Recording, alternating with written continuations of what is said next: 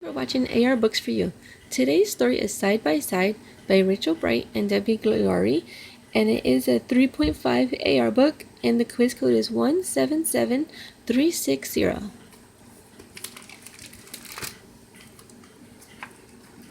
Side by Side by Rachel Bright and Debbie Gliori. Deep in the heart of winter Mousewood, down in the grass where the autumn trees stood, lived all kinds of creatures, some big and some small, some spiky, some furry, some short and some tall.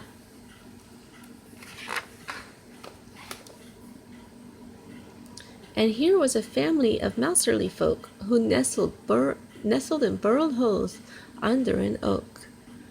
And the tiniest, weeniest, youngest of those who had sticky out ears and the whiskery nose was named little Mouseling.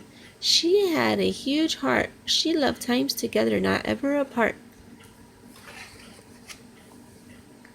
But being so small, she was sometimes left out. When her brothers and sisters went up and about, she would scurry and skip as fast as she could, but they scattered so far across Winter Mousewood. "Wait for me," she would sing. "Don't run, and oh, don't hide.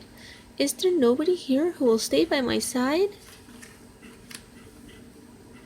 Well, in Winter Mousewood, you don't have to wait long for one or another to answer your song. "I'll stay by your side, be a friend when you need," came the voice of Toad Flip, who was down in the reeds.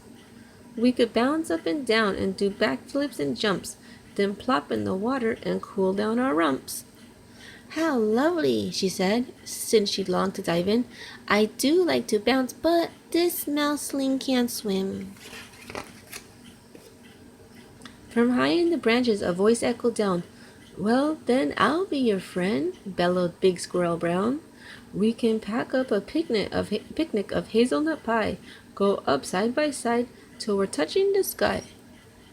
"You're too kind," replied Mouseling. "We'd have such a nice time, and I do like nut pie, but I'm too scared to climb." Owl Hoodie. She wanted to soar through the sky, but as everyone knows, of course, mouselings can't fly. Batty Fangs. He wanted to stay up until dawn, but even the thought of it made Mouseling yawn. She stared at the sky with her eyes big and wide. Would she ever find one who would stay by her side? And as dark came in shadows and rain dropped in rain drips, this mouseling ran out of her scurries and skips. So she sat very quiet in her silvery fur. No one seemed perfectly matching for her.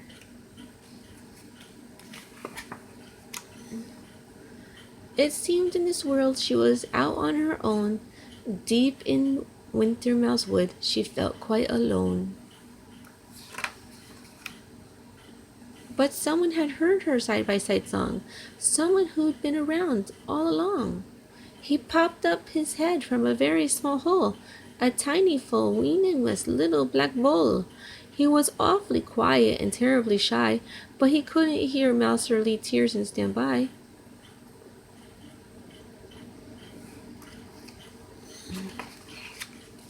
He peeped. "I'll be your friend," and he gave her a wink. "Shall we dance ourselves happy? What do you think? We could make up some songs," he said, stroking his chin. "Perhaps all of the wood will want to join in." Oh, this was her other. They'd make a great pair. If only she'd noticed, he'd always been right in there. And now that they'd met, there was so much to do. They could do all the things you can do as two.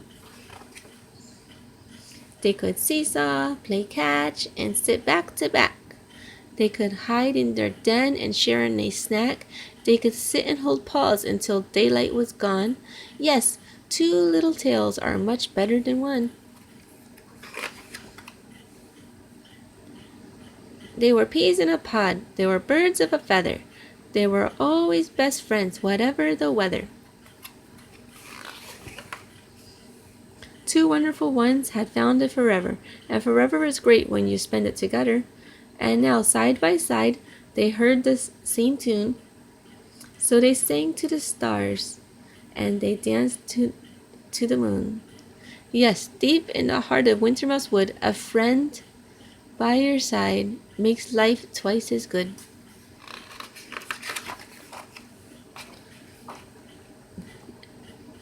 And that's the end of it. And on the back, the authors put, "For my side-by-siders, you make life double wonderful" by RB. For near friends, far friends, new friends, old friends, friends to be, this one's for you with love, DG. Thanks for watching. Bye!